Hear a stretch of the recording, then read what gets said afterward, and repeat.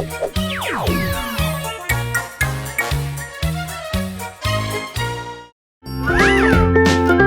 các bạn đã đến với kênh Hương An Show. Hôm nay chúng ta sẽ làm cải thảo nha.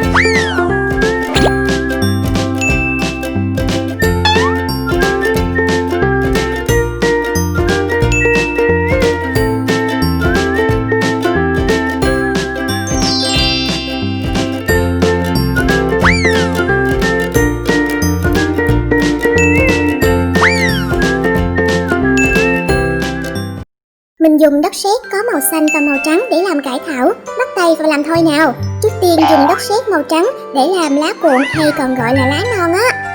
Chia nhỏ ra rồi xoa tròn lại. Sau đó thì lăn cho nó dài ra. Một đầu to còn một đầu hơi nhọn nha. Cái thứ hai cũng y vậy luôn nhé.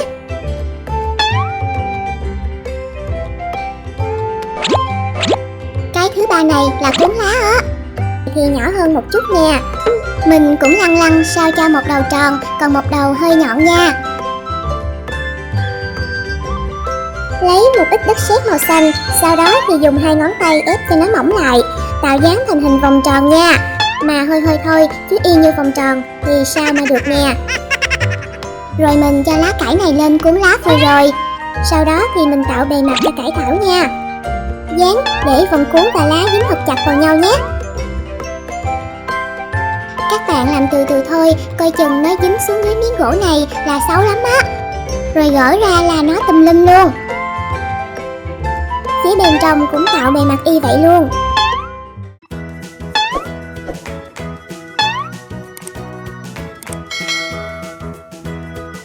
Được một lá rồi nè, đẹp không các bạn? Mình làm thành 4 lá nha. Lăn tới lăn lui để cho cải thảo của mình giảm cân nè. Nói chứ các bạn lăn cho đều tay để cuốn lá của mình được đẹp á. Các bước làm tương tự như lá đầu tiên, bạn nào quên thì tuần ngược lại để xem nha. Mà các bạn cứ nhìn theo mình là làm được à.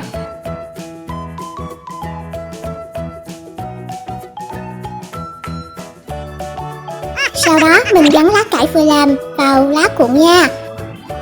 Ép cho nó chặt vào nhé, chứ lát mà nó rời ra là chưa tới thời gian thu hoạch đâu á.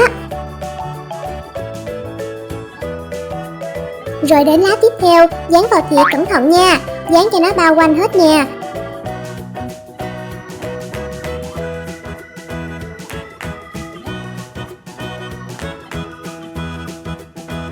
Mình sẽ ngắt bỏ những phần lá thừa ra, vì để cho cải được gọn gàng và đẹp mắt hơn đó.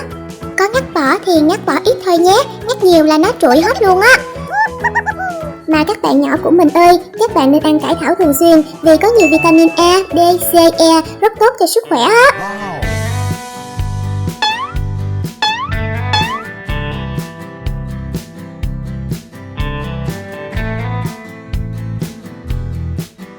Phần lá mình vừa ngắt nhỏ giờ thì để vào bên trong, chỉnh qua chỉnh lại cho nó đẹp lại nè. Để vào tiếp nè, nhìn qua nhìn lại, nhìn tới nhìn lui, khi nào thấy đẹp là được rồi nha.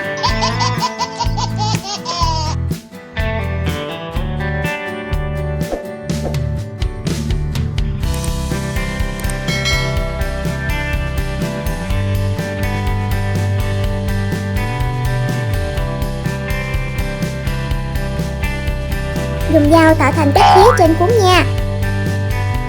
Mình thì cho 4 khía luôn. Lá nữa chứ. Rồi giờ nhiều luôn, không đếm luôn.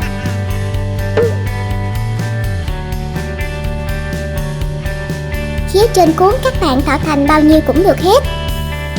Hết nguyên bắp cải thảo luôn nha. Chứ làm một lá không làm mấy lá còn lại là mấy em giận mình đấy.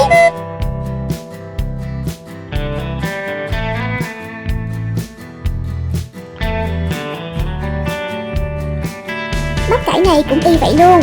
Nhớ là đừng quên cái thứ hai nhé. Mà nếu lỡ có quên thì tua ngược lại xem nha các bạn của mình.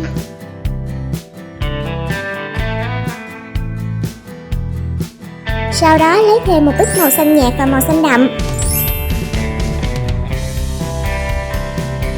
Dùng cọ pha hai màu này lại với nhau.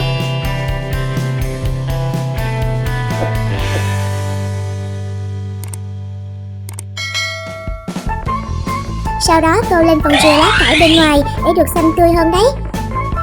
Tô một vài chỗ trên lá cải thôi nhé, đừng có mà tô hết là không được đẹp đâu á. Tô vòng đầu của cải nha. Chắc lát mình chạy ra siêu thị mua cải này về rồi nấu canh với sườn heo thì còn gì bằng, đúng không?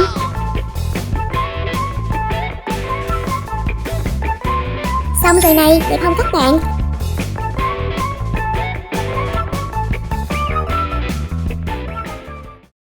Một vườn cải tươi xanh mát mẻ quá đi à. Các bạn nhìn những bắp cải nè, vừa to vừa xanh mà vừa đẹp nữa, đúng không? Chắc là các cô cậu chăm sóc cũng cực lắm đây. Lát mình lấy một bắp vào nấu canh nhé. Vâng, ok cậu nè. Hay là mình cũng trồng một vườn cải xanh như thế này chứ nhỉ? Vừa được ăn ngon, vừa được sức khỏe dồi dào. Các bạn nhớ đăng ký kênh Thiên An Show để xem thêm nhiều video mới nha. Bye bye.